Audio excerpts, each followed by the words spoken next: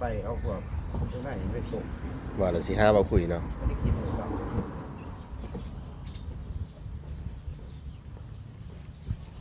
ย้อย มันเป็นแต่เก่งแต่ปานินเนี่ย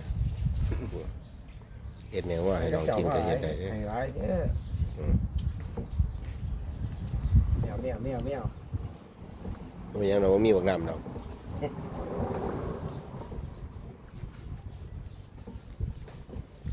ไปปลาซ้ำทายลง โอ้เบิ่งมือเป็นเวียนๆดูสิ โอ้ยซ้ำเลยนี่ บ่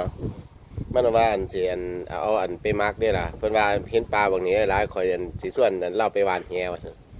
มันก็ไปหว่านเองก็ได้ตัวว่าไปหว่านแล้วก็ตุ่มแหขึ้นมาให้บักเฒ่าอยู่ทางเรือบ่ใช่บักเฒ่าลงหมดอันตุ่มแหเอาขึ้นมาน้ำ3เมตรขนาดนั้น มาหมองเดินก็เดินได้ ว่าแล้วก็ไปหว่านอยู่หลุมหินพุ่นลงหมดเอาลงไปมันก็สิรวยแล้วเนาะเพิ่นสิบ่เข้าใจเด้เนาะระบบมันเป็นแนวใด แม่เอ็นเพิ่นบ่ ระบบน้